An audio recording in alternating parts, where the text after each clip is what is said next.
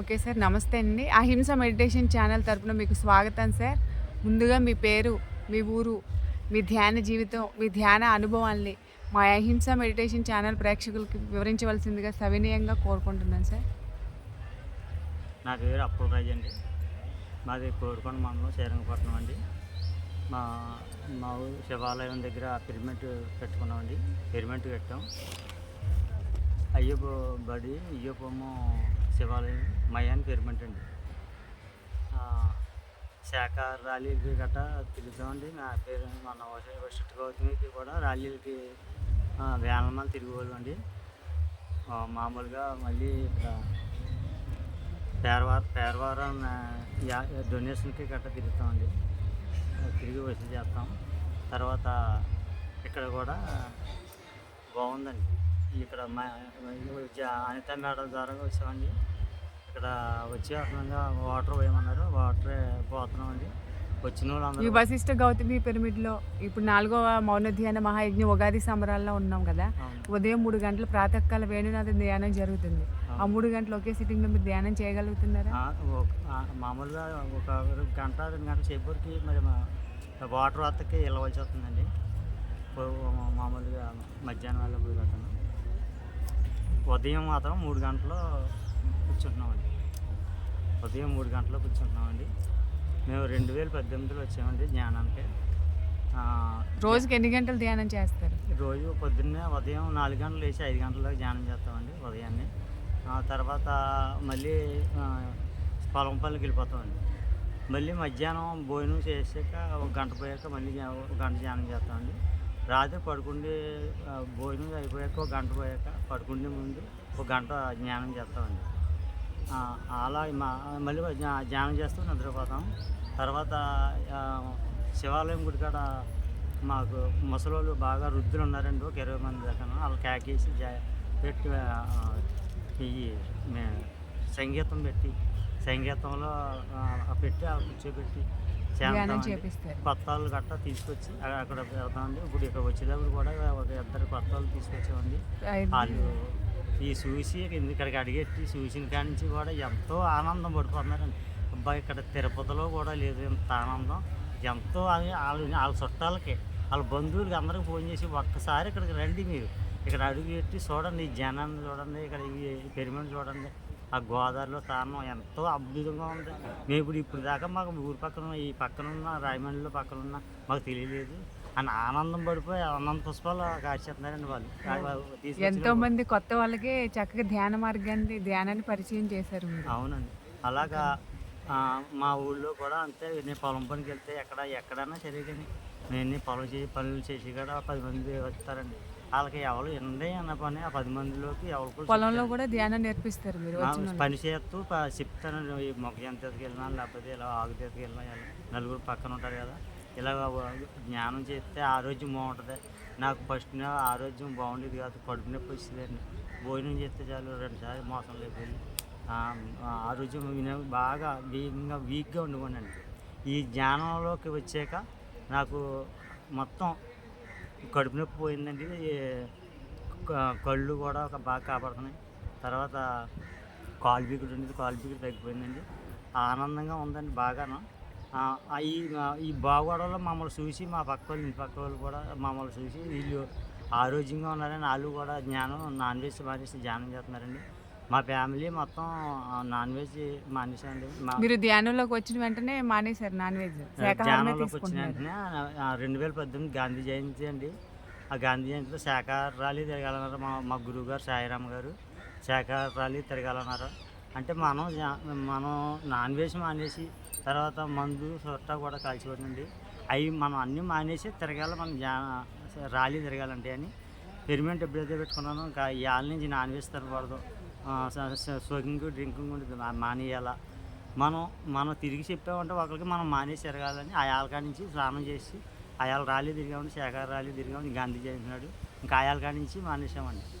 మానేసి ఇప్పుడు ఇంకా అప్పుడే 2018 నుంచి అప్పుడే ఇప్పుడు దాకా కూడా ఇంకా ఏమీ మామూలుగా మేము అందరికీ చెప్పడం పనిలోనే ఉంటున్నామండి. ఆరోగ్యంగా ఉందండి.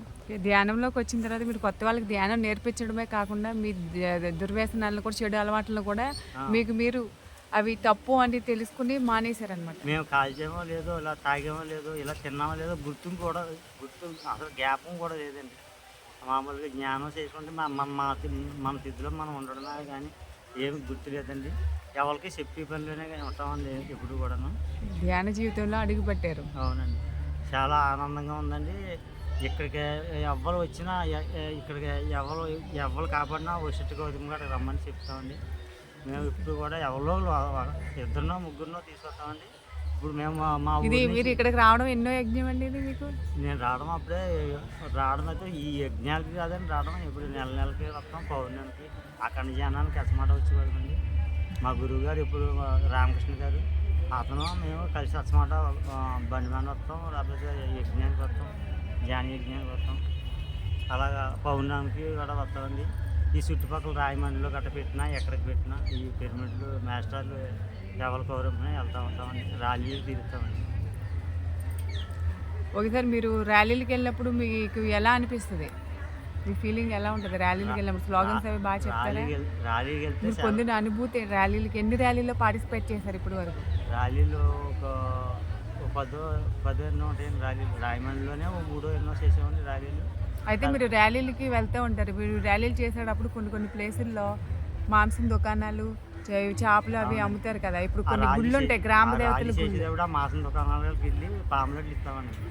పాంప్లెట్ ఇచ్చి అక్కడ పాంప్లెట్ ఇచ్చి ఇవ్వడం ఎక్కడ ఉన్నాయో అలాంటి కాడికి వెళ్ళి పాంప్లెట్ ఇస్తామండి భయపడుకుంటాను వెళ్ళి. ఇప్పుడు గ్రామ దేవతల గుళ్ళు ఉంటాయి, మీకు కూడా ఉండే ఉంటాయి. ఉందండి మా ఊళ్ళో. అయితే అక్కడ జంతు బళ్ళు ఇస్తూ ఉంటారు. మేము మొక్కుకుంటాము, కోడిని ఇస్తాము, గొర్రెని ఇస్తాము, అది కరెక్ట్ అంటారా? జంతు బళ్ళు ఇవ్వడం అమ్మవారికి కరెక్ట్ కాదండి. అవి మేకలు పట్టుకుంటారో ఒక కాళ్ళు పట్టుకుంటారో వేస్తారో అది గజ ఒడిగిపోద్ది, అది నన్ను చంపొద్దని చెప్తుందండి. చెప్పిన వీళ్ళకి అర్థం అంత మునుపు అలాగా ఉండేది. అంటే ఇంత మునుపు నాకు జ్ఞానంలోకి రాకమునిపై ఈ జీవం సేవలు ఎవరికి వస్తారో ఏ రూపంగా వస్తుందని చూసి ఉండండి. అంటే ఎంత మునుపు అన్నా జీవం చూసినా నాకు ఎప్పుడు మేము చేయలేదండి. చేసినా కానీ అది ఇప్పుడు తెలియక తిన్న పెద్దవాళ్ళు మీ పెట్టి బంధువులకి వాళ్ళకి మీరు ఏమైనా సజెస్ట్ చేస్తారా అలా చేయకూడదు? అసలు చెప్తానండి. నేను అసలు మీరు జీవహింస చేయొద్దు అంటాం, నాన్ వెజ్ తినొద్దు అని చెప్తామండి. మా ఇంట్లో వాళ్ళు చెప్తా అలాగే ఓకే అంటారు, మళ్ళీ మామూలుగానే ఉంటారండి. కానీ తర్వాత మేము ఈ మెడిటేషన్లోకి వచ్చాక వాళ్ళు హింస మానేసారండి చేయడం. మా బంధువులు వాళ్ళు, మా ఇంట్లో వాళ్ళు, మాకు 3 కుటుంబాలు, మా అన్నదమ్ములు వాళ్ళు కూడా మా అన్నయ్య ధ్యానం చేస్తున్నారు కదని హింస మానేసారు. హింస మానేసి పెన్షన్లకు కూడా శాకారం మా తమ్ముడు గారు పాప పుష్పవతి అయితే కూరగాయలు భోజనం పెట్టారు. అంటే మేమేమన్నా అనుకుంటామండి. అలాగే మా చిన్నాన్నగారు అబ్బాయిలు కూడా వాళ్ళు కూడా కూరగాయలు భోజనాలు పెట్టారు. కానీ ఈ హింస భోజనాలు గట్రా మానేసారండి మా గురించి. మీతో పాటు ఎంతో మందిని ధ్యానాన్ని, జ్ఞానాన్ని, అలాగే జంతు బళ్ళు మానవి, అది గ్రేట్ అండి. ఇప్పుడు కూడా వాళ్ళు తెచ్చుకొని అన్నాలు డైరెక్ట్గా చేసుకునేవారండి. ఎక్కువ వండుకోవడం ఇలాంటివి చేసేవారు. ఇంకా వాళ్ళు ఆపేసి ఏదో వాళ్ళు ఇంకా జ్ఞానంలోకి రాలేదు కాబట్టి సీక్రెట్గా తింటే తినొచ్చు. ఇప్పుడు పౌర్ణమి ధ్యానానికి, ఒంటరిగా చేసే ధ్యానాలకి, పిరమిడ్లో చేసే ధ్యానానికి ఏమన్నా తేడా మీరు గమనించారా? తేడా ఉంటుంది. పౌర్ణమి ధ్యానం కూర్చుంటే అలా కళ్ళు మూసుకొని కూర్చుంటే అలాగా ఎనర్జీ దిగిపోతాం. భూమి మధ్యలో అలాగా మనం చీకటిగా ఉంటుందండి. అలాగా ఎరుపు కలర్గా వస్తుంది. అడవి చెట్లు లాగా వస్తుందండి. ఆ చెట్ల నుంచి అలాగా ఎర్రగా దేవుడు ఉదయించినట్టు వస్తాడు భూమి మధ్యలోను. అలాగా అందులోనే ఉండిపోతామండి. మళ్ళీ మెలకు వచ్చిందంటే కంపడతాం, మళ్ళీ మాయమైపోతుంది. మళ్ళీ ఇలా వస్తే బాగుంది, అలా ఉండిపోతే బాగుంది అనిపిస్తుంది. మళ్ళీ మెలకు వచ్చేద్దండి. చాలా ఇంకా అంత స్వర్గంలోకి వెళ్ళిపోయినట్టు ఉంటుందండి. ఇలాంటి ఇది ఇప్పుడు దాకా నాకు దొరకలేదండి. ఎక్కడ సత్యం ఎక్కడ దొరుకుతుంది ఇప్పటి నుంచి నేను చూస్తున్నాను. లోన అంతరాత్మలో ఇప్పుడు జ్ఞానంలో రాకముందు కూడా అనిపించింది. ఈ సత్యం ఈ క్లాస్ మేడంలు చెప్పేటప్పుడు నేను దొంగసారి అంటే ఈ ఆడవాళ్ళు గట్ట ఉన్నారని సిగ్గుపడి పైన డాబా నుంచి మౌతిలో చెప్తున్నా వాళ్ళకిచ్చాను. సత్యాన్ని తెలుసుకుని చక్కగా సత్య మార్గంలో ఉంటూ ఎంతో ఆత్మానందాన్ని అనుభూతి చెందుతున్నారు. అవునండి. అంత అలాగా వాళ్ళకిచ్చి ఇదేదో బాగుంది, జేమేమ్స్ ఆడుతున్నారో బాగుంది, ఇది చెప్పడం కూడా బాగుంటుందని వెంటనే వెళ్ళిపోయానండి. వెళ్ళి అక్కడ సిగ్గుపడుతూ కూర్చున్నాను. అందులోకి ఈ మేడం గారు చెప్తుంటే ఇదేదో బాగుంది, ఈ మార్గం ఇన్నాళ్ళు బట్టి ఎప్పుడో అంతరాంతలో అనిపించింది నాకు. అప్పుడప్పుడు అనిపించింది ఈ జీవహింస ఎవరు మన వల్లే ఆగుతుంది, మనం తినడం వల్లే వాళ్ళు ఆపుతారన్న సంగతి మనకు తెలియదు ఇప్పుడు దాకా. తర్వాత జ్ఞానంలోకి వచ్చే తెలిసింది మనం తినడం మానేస్తారు, ఏడు మానేస్తారో అది మనం తింటున్నాం కాబట్టి వాళ్ళు వేస్తున్నారు అని చెప్పడమే.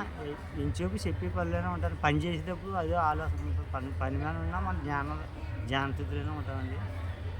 బాగున్నదండి. ఇక్కడ కూడా చాలా చాలామంది పంట భూముల్ని మరి రూపాయి ధన వ్యామోహంతో చాలామంది అవును. ఏం చేస్తున్నారంటే పంట భూముల్ని వరి పొలాల్ని తవ్వేసేసి చెరువులుగా చేస్తారు, చేపలు రొయ్యల అవునవును. చెరువులుగా. దాని గురించి మీ అభిప్రాయం ఏంటి? ఆ పంట భూమిని చెరువులు చేస్తున్నారండి. అవి మరి కరెక్ట్ కాదండి అది. తర్వాత నేను నాకు పొలం లేదండి, భూమి లేదు.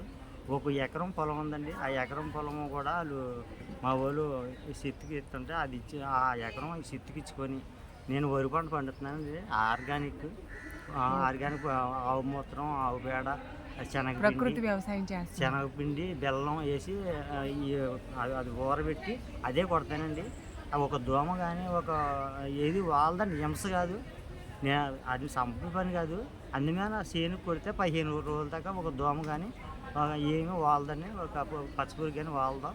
మళ్ళీ 15 రోజులు పోయాక మళ్ళీ అది ఊరేసి మళ్ళీ కొడతా ఉండాలి. అలాగా 5 సార్లు పారించే వరకు పంట మళ్ళీ పండిపోద్దండి. అదేనండి మందు పిండి కూడా అదేనండి.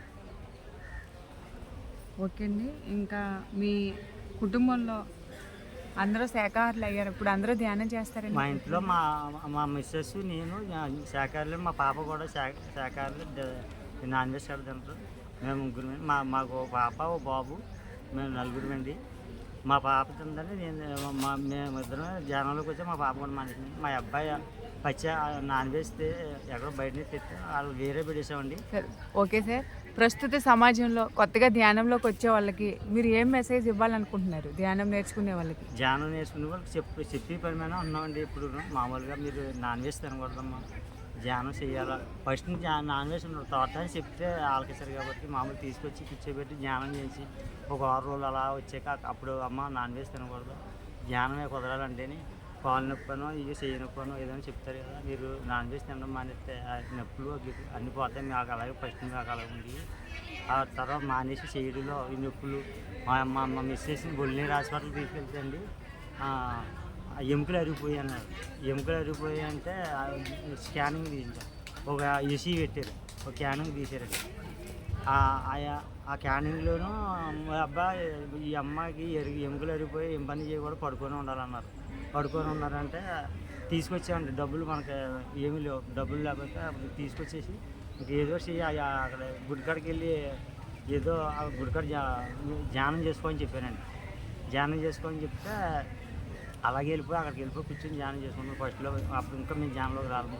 అలా కళ్ళు మూసుకొని ధ్యానం చేస్తుంటే అలా రామకృష్ణ గారు ధ్యానం చెప్పడం, ఈవిడ 15 రోజులకే మార్పు వచ్చిందండి. మేము నెల మందులు తెచ్చింది, 15 రోజులకి మార్పు వచ్చింది. ఈ ఒంగోని ఆకులు దొరకూడదు అన్న వాళ్ళపై అన్ని పనులు చేసేసుకుంటాం. ఇంకా నాతో పాటు శాకాహారం ఈ పొలాలు చేస్తున్నాం కదా, మాతో పనికి వచ్చి నాకు సాయం చేస్తుందండి. ఈ మామూలు ఆవు పేడ, ఆవు మూత్రం కలిపి ఇది కొట్టడానికి బకెట్లు అవన్నీ ఇచ్చి చేస్తుందండి. మేము ఓకే సార్. మీ విలువైన సమయాన్ని మా కోసం కేటాయించి ఎంతో విలువైన సమాచారాన్ని, జ్ఞానాన్ని అందించిన మీకు మా అహింస మెడిటేషన్ ఛానల్ ప్రేక్షకుల తరపున ధన్యవాదాలు తెలియజేసుకుంటూ thank you sir, thank you. అలాగే AMC అహింస మెడిటేషన్ ఛానల్ని అందరూ లైక్ చేయండి, షేర్ చేయండి, సబ్స్క్రైబ్ చేయండి సార్. Thank you madam.